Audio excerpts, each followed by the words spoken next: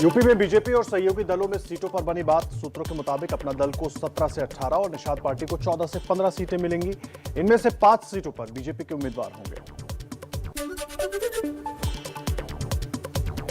पश्चिमी यूपी के जाटों को साधने में जुटी बीजेपी। गृह मंत्री अमित शाह ने 250 से ज्यादा जाट नेताओं के साथ बैठक की। जाट नेताओं ने 14 दिन में गन्ने के भुगतान और जाटों के लिए आरक्षण की मांग रखी। शाह बोले सभी मांगे पूरी करेंगे। जाट नेताओं के साथ बैठक के बाद बीजेपी का आरएलडी प्रमुख जयंत चौधरी को खुला ऑफर। कहा, जयंत चौधरी ने गलत रास्ता चुना, उनके लिए हमारे दरवाजे हमेशा खुले हैं। जयंत चौधरी जी ने एक गलत रास्ता चुना है। यहाँ के समाज के लोग उनसे बात करेंगे, उनको समझाएंगे। इलेक्शन के बाद में संभावनाएं खुली रहती हैं। हमारा दरवाजा आपके लिए खुला है।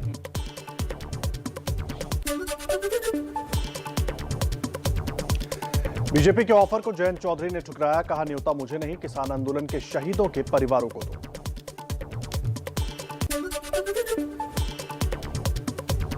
केंद्रीय मंत्री संजीव बालियान ने कहा, जाट समुदाय बीजेपी के साथ है। जाट अखिलेश यादव को सीएम नहीं देखना चाहते।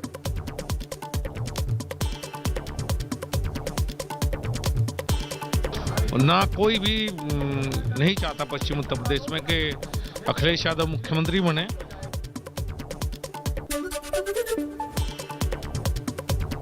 एबीपी न्यूज के मंच पर यूपी के गन्ना मंत्री सुरेश राणा और राकेश टिकैत में गन्ना किसानों पर भिड़ंत। सूत्रों के मुताबिक अमित शाह ने गन्ना किसानों के भुगतान का वादा किया है। इन्होंने जो पिछले साल गन्ना डाला था उसका इनको भुगतान हो गया क्या? बस एक ही क्वेश्चन है मेरा। अरे सुनिश्चित राकेश भाई, सुनिश्चित।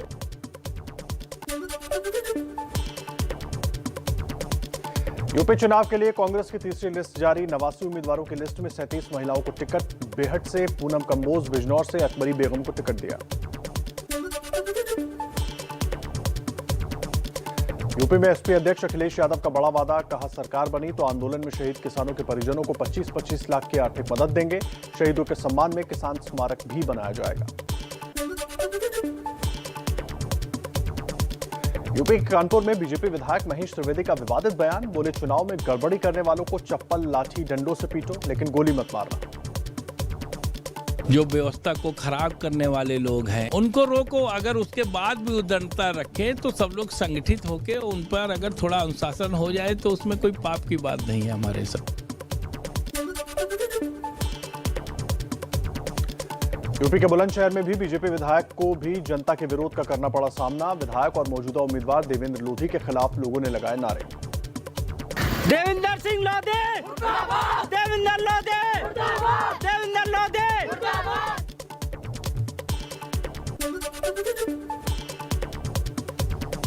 उत्तराखंड चुनाव के लिए बीजेपी के 9 और उम्मीदवार घोषित। पूर्व सीएम बीसी खंडूरी की बेटी रितु खंडूरी को कोटद्वार से टिकट। केदारनाथ से शैला रानी रावत, रुद्रपुर से शिव अरोड़ा को टिकट।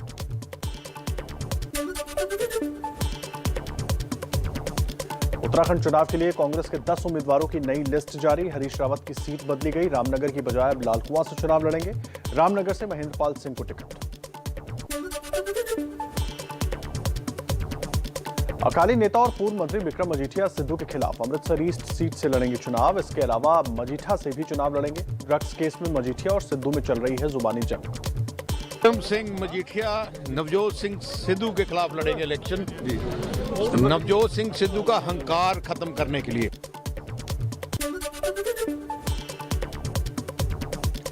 अकाली दल ने पंजाब के अमृतसर ईस्ट से सिद्धू के खिलाफ विक्रम सिंह मजीठिया को मैदान में उतारा। आम आदमी पार्टी का तंज, सीएम चन्नी का एहसान उतार रहे हैं मजीठिया।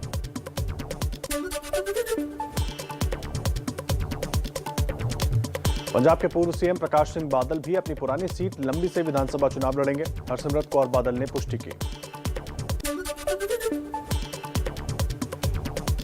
दिल्ली के सीएम अरविंद केजरीवाल का 28 से 30 जनवरी तक पंजाब दौरा। कई विधानसभा क्षेत्रों में करेंगे प्रचार।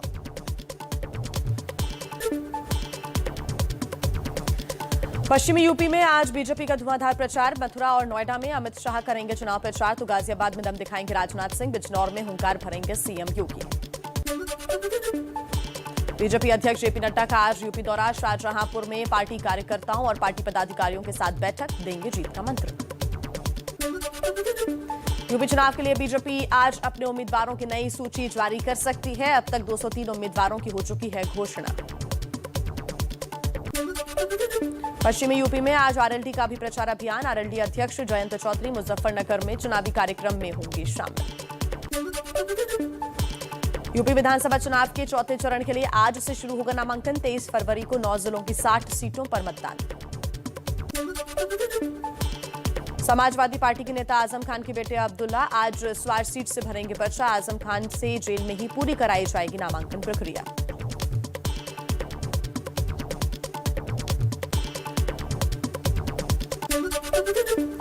कांग्रेस नेता राहुल गांधी का पंजाब दौरा। आज 117 उम्मीदवारों के साथ करेंगे शक्ति प्रदर्शन। स्वर्ण मंदिर में मत्था टेकने के बाद लंगर में होंगे शामिल। दोपहर 2:45 पर जालंधर में करेंगे वर्चुअल रैली।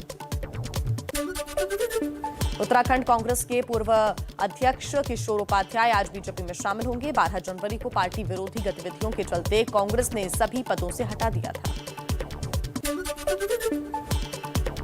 उत्तराखंड के मुख्यमंत्री पुष्कर सिंह धामी आज खटीमा सीट से नामांकन दाखिल करेंगे। उत्तराखंड की सभी सीटों पर 14 फरवरी को होने हैं मतदान।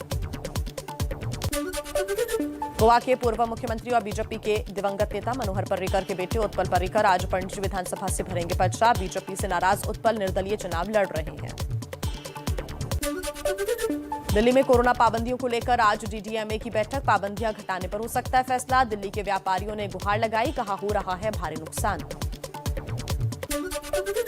कोरोना और टीकाकरण पर शाम 4 बजे केंद्रीय स्वास्थ्य मंत्रालय की प्रेस कॉन्फ्रेंस होगी।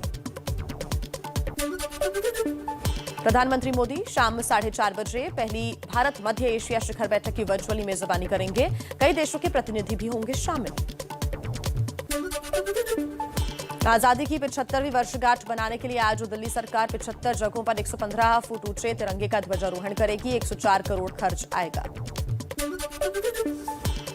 बजट से पहले आज शेयर बाजार फिर उस पर नजर रहेगी। मंगलवार को रुका था गिरावट का सिलसिला। हालांकि पिछले हफ्ते गिरता बाजार 60,000 से लुढ़ककर 58,000 तक आ गया है।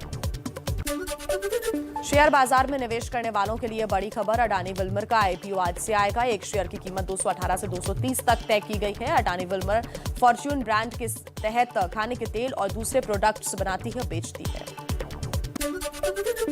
टाटा ग्रुप की आज हो जाएगी एयर इंडिया कंपनी की closing balance sheet. Tata group को पहले ही मिल चुकी है। करीब 69 साल बाद टाटा को दोबारा मिला है एयर इंडिया का मालिकाना हक। रेलवे परीक्षा में धांधली के खिलाफ बिहार में छात्रों का प्रदर्शन हिंसक हुआ। गया जंक्शन पर छात्रों ने खड़ी ट्रेन में आग लगा दी। बिहार में रेलवे परीक्षा में धांधली के विरोध में प्रदर्शन पर कार्रवाई। पटना के पत्रकार नगर थाने में कई कोचिंग संस्थानों पर एफआईआर दर्ज। वीडियो फुटेज और गिरफ्तार लोगों के बयान के आधार पर होगी कार्रवाई।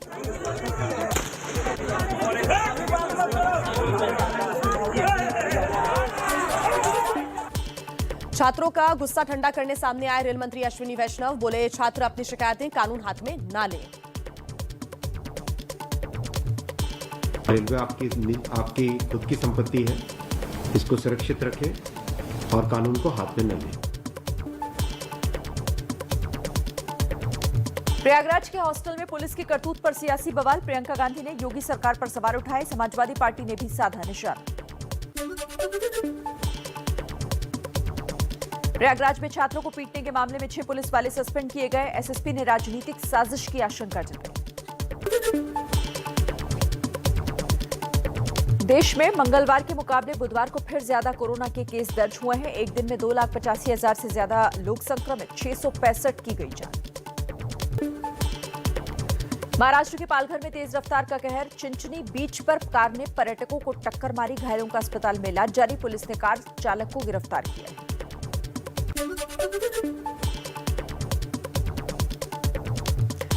जम्मू कश्मीर के शोपियां में सुरक्षा बलों की आतंकियों से मुठभेड़ जारी। 2 से 3 आतंकियों के छिपे होने की खबर। फायरिंग में 2 जवान गंभीर रूप से घायल, अस्पताल में एडमिट कराया गया।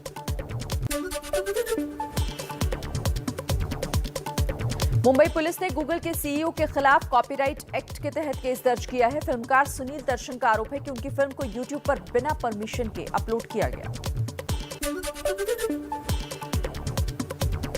मुंबई में नकली नोटों के गैंग का पर्दाफाश किया गया। क्राइम ब्रांच की टीम ने गिरोह के 7 सदस्यों को पकड़ा। 5 करोड़ के 2-2 हजार के नकली नोट भी मिले।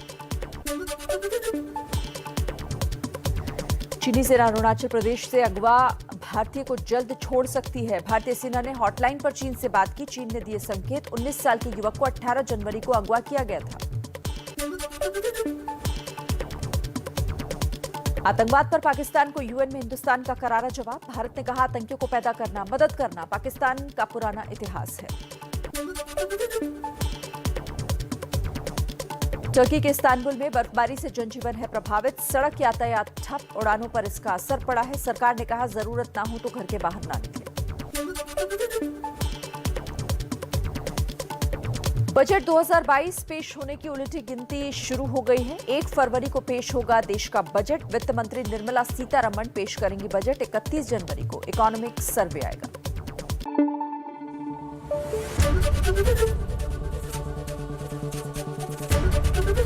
एबीपी न्यूज आपको रखे आगे।